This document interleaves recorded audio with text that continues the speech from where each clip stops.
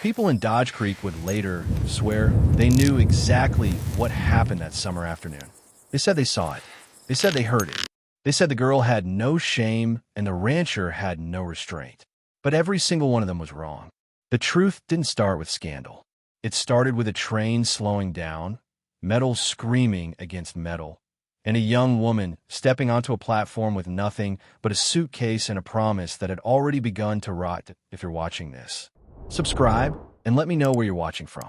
This story gets much more intense, and I'd love to hear your thoughts in the comments below. Her name was Emily Parker, and she was 22 years old. The dress she wore had been chosen carefully, light blue, modest, meant to look respectable without looking hopeful.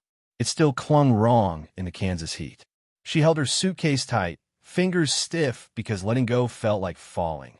She had crossed 3 states because of letters written in careful handwriting, letters that spoke of land, work, and a man who believed in doing right by his word. She didn't know that word could lie without meaning to. At the edge of the platform stood Thomas Reed. He was 48, tall without trying to be, his shoulders shaped by years of cattle gates and long days that started before sunrise. When he saw her, he took off his hat. Not for show, just habit. He didn't smile, but his eyes softened, and that mattered more. He waited until she stepped fully down before moving, like a man who understood space and silence. Leaning near the saloon post was Jack Reed, Thomas's younger brother.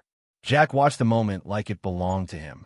He was louder in every way, quicker to grin, quicker to move, and far too comfortable being seen. When Emily's boots hit the dirt, his eyes narrowed, not with interest, but with decision. It wasn't curiosity.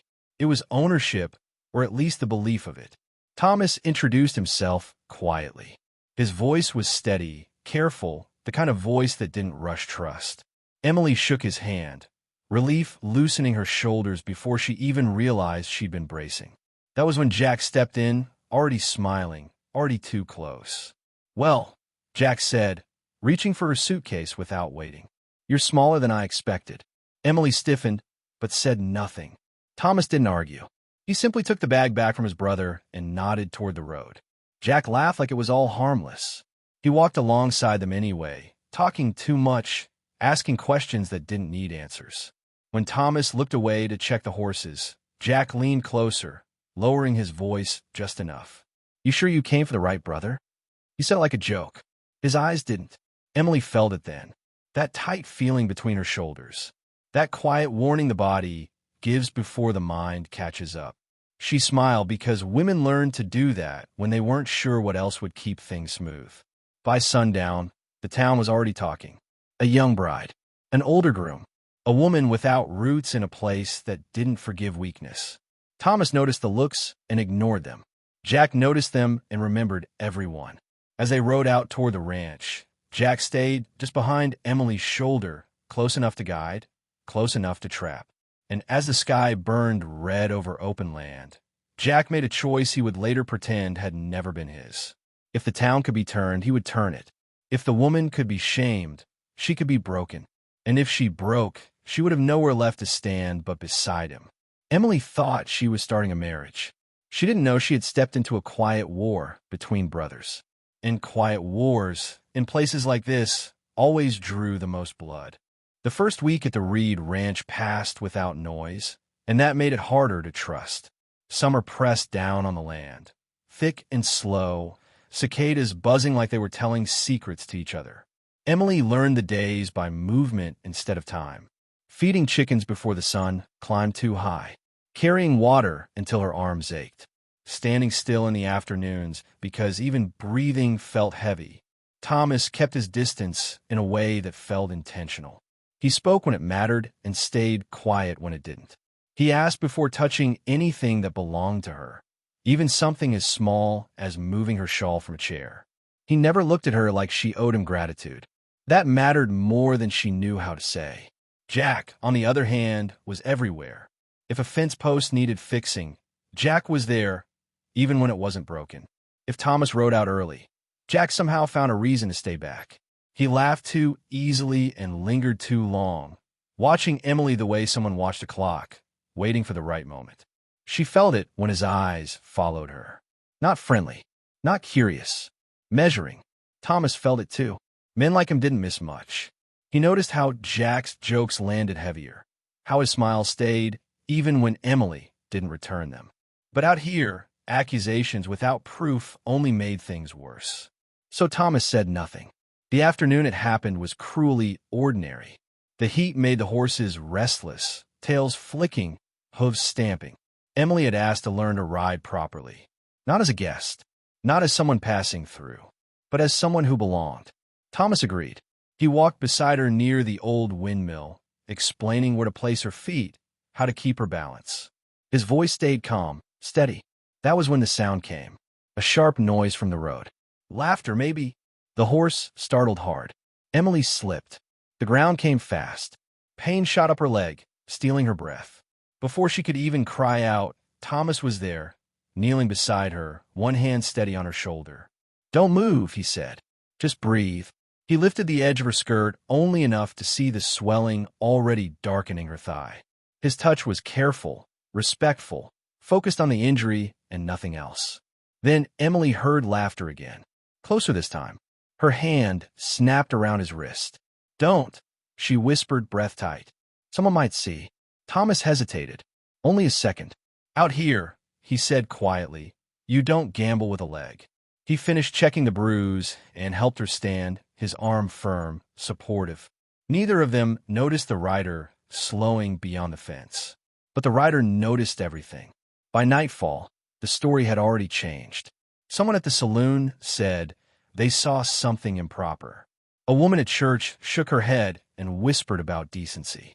By morning, Dodge Creek had decided who Emily was. Jack moved like a man, playing his part perfectly. He shook his head with practiced concern. He spoke softly about how dangerous rumors could be for a young woman. He made sure people saw him listening, nodding, caring.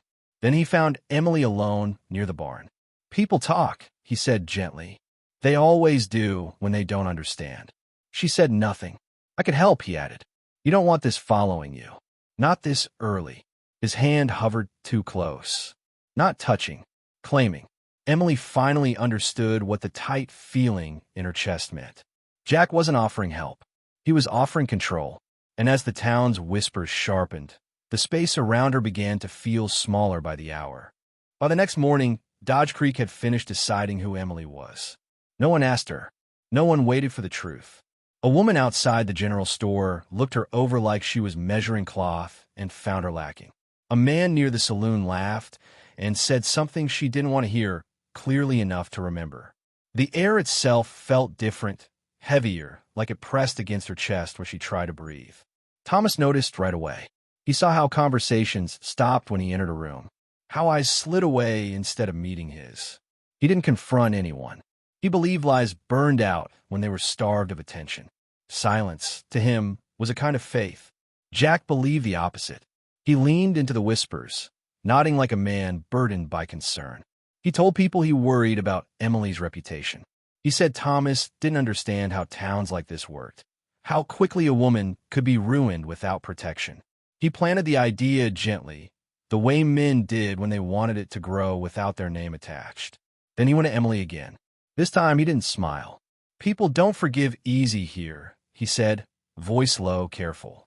"But they do respect what looks right.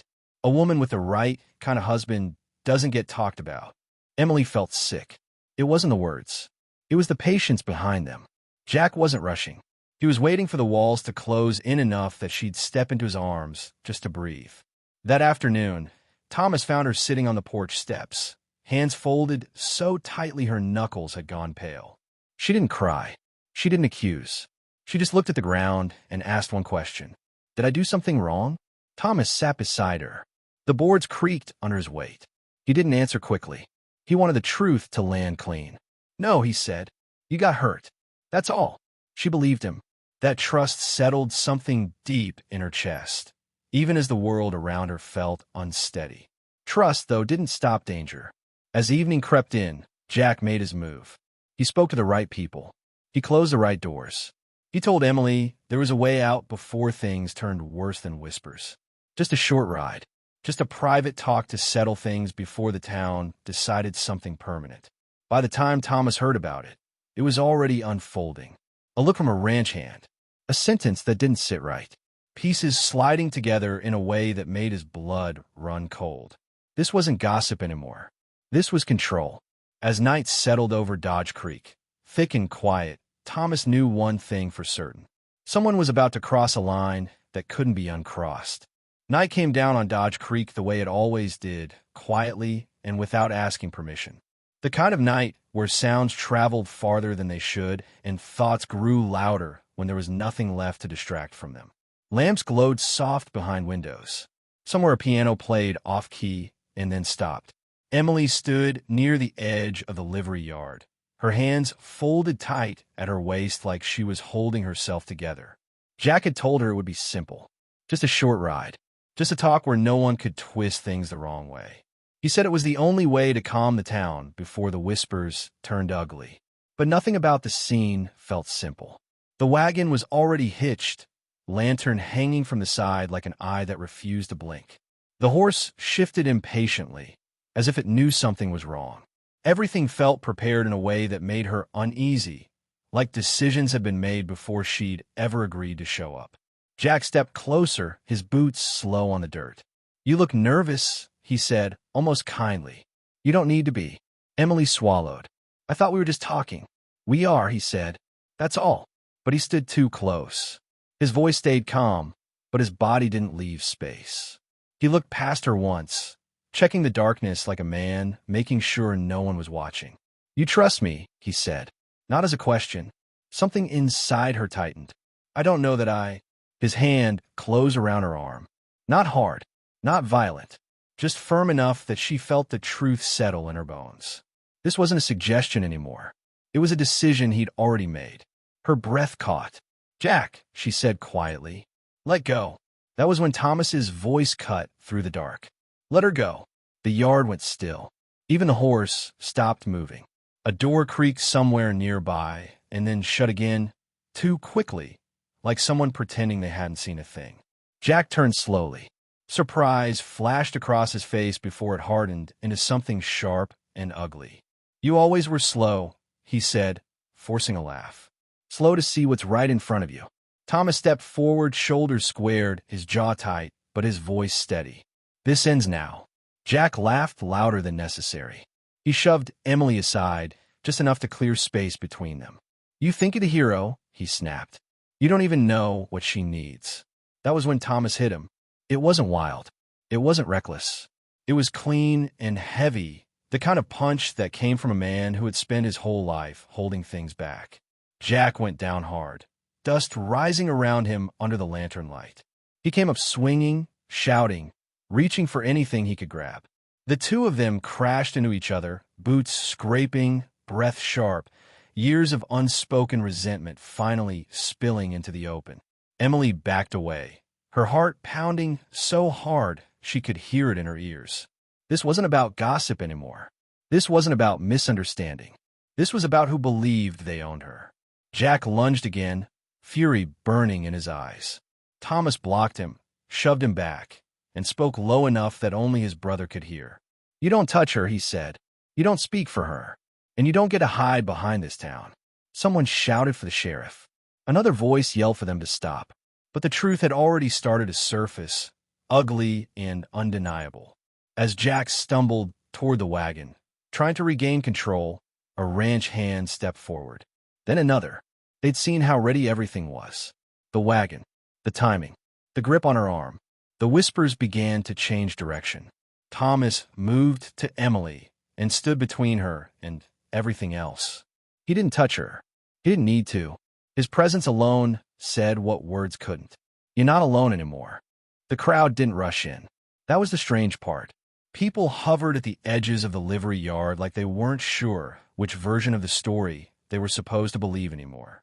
A few lanterns had been lifted from hooks, their light uneven, making shadows stretch and bend across the dirt.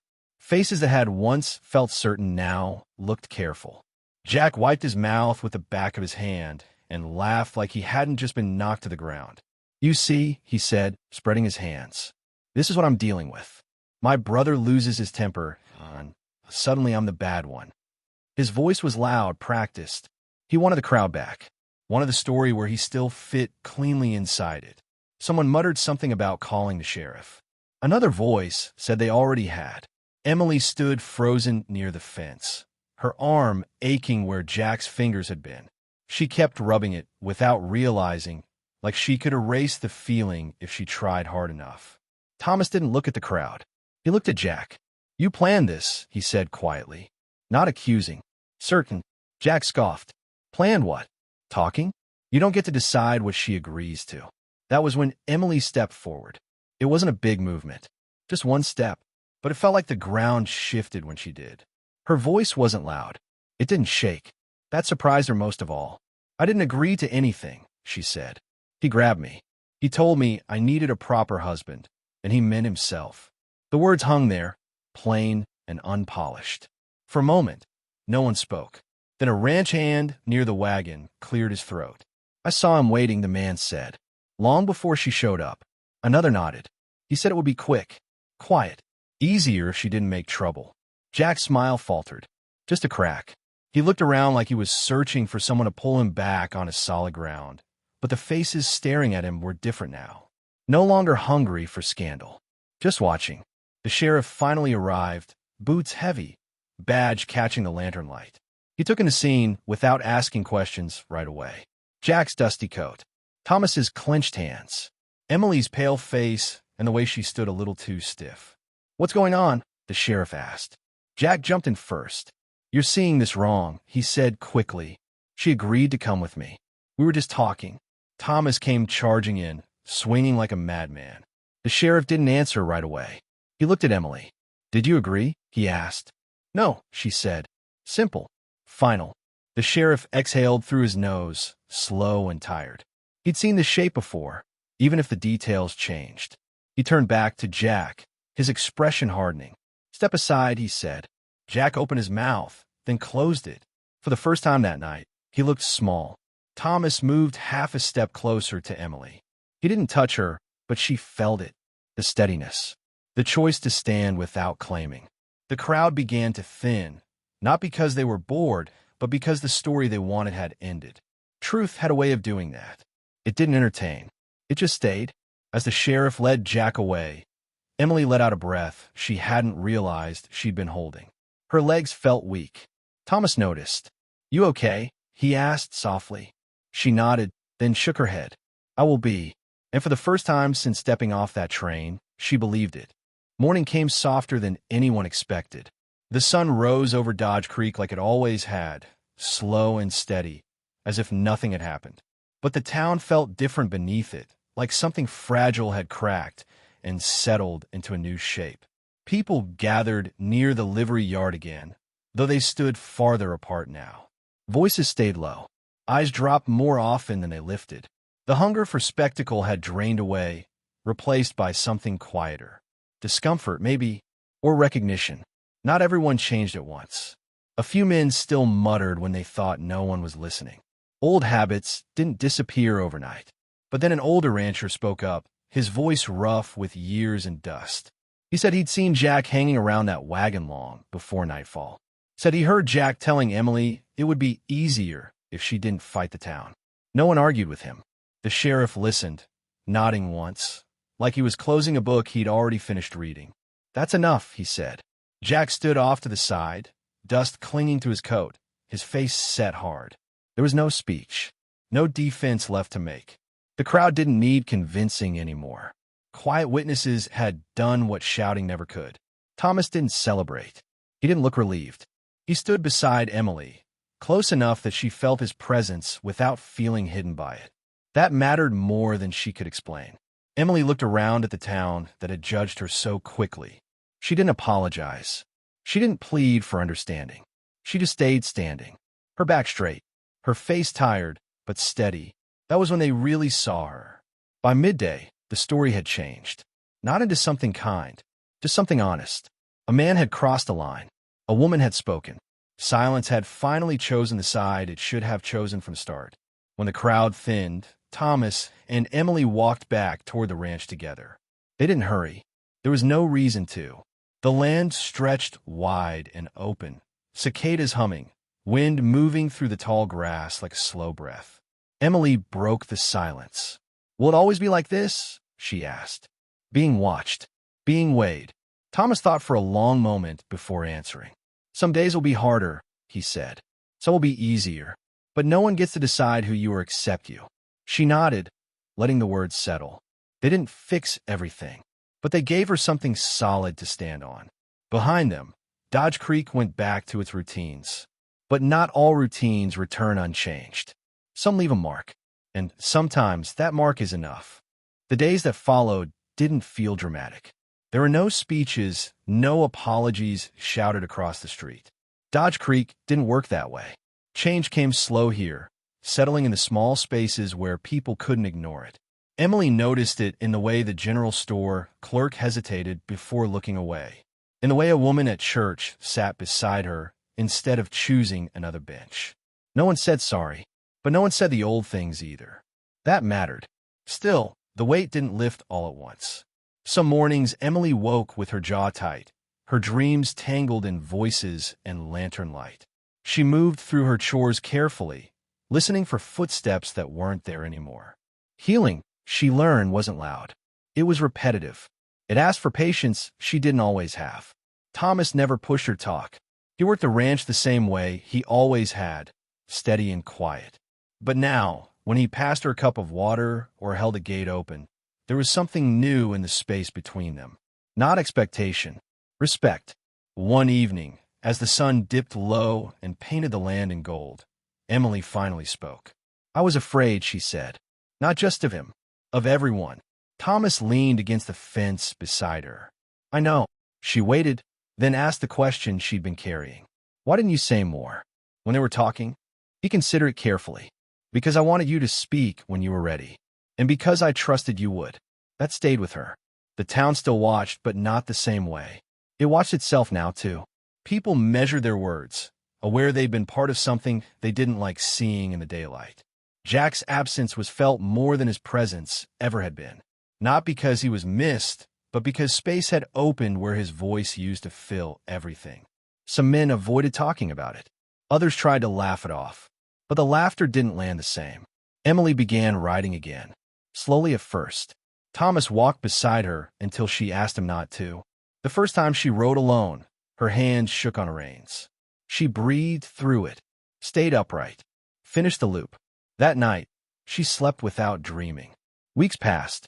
Dodge Creek didn't become kind overnight, but it became quieter in the ways that mattered. The kind of quiet where a woman could stand without shrinking. One afternoon, Emily stood on the porch and watched the wind move through the grass. She realized something then. She hadn't come here just to survive a marriage. She'd come to learn who she was when no one was writing her story for her. And that, she understood, was worth staying for. By the time autumn touched Dodge Creek, the land had changed color, and so had the people living on it. The heat softened. The edges blurred. Things that once felt sharp lost their hold. Emily noticed it most in herself. She moved differently now. Not louder. Not harder. Just steadier.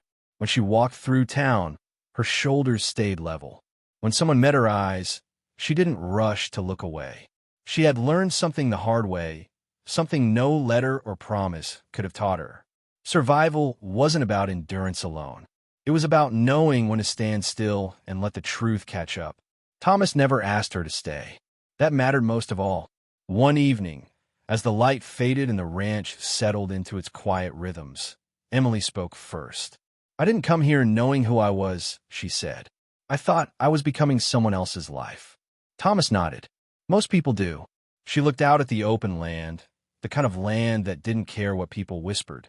"I'm not afraid of this place anymore," she said. "I'm afraid of places where silence is easier than doing what's right." Thomas didn't answer right away. When he did, his voice was low. "Towns don't change because they want to," he said. "They change because someone refuses to disappear." Dodge Creek never apologized. It never would. But it learned in its own quiet way. It learned that gossip carried weight, that silence could be a weapon, that choosing comfort over truth always cost someone else more. Jack became a story people told less often as time passed. Not because he was forgiven, but because he was understood. And once a town understands the truth, it can't pretend ignorance again. Emily stayed, not because she was trapped, not because she owed anyone anything, but because she chose to, and that choice changed everything. Years later, people would still argue about what they saw that summer. But the ones who paid attention remembered something simpler. They remembered a woman who stood her ground, a man who stood beside her without claiming her voice, in a town that learned, too late but not too late, that judgment was easy and courage was not. The truth didn't shout that night under the lanterns. It didn't beg to be believed. It simply waited, and when it finally spoke, it reminded everyone of something that still matters. Doing the right thing rarely feels comfortable, but choosing not to do always leaves a deeper wound. And when it's your turn to decide, the only question that matters is this: will you stand with the crowd or with the truth?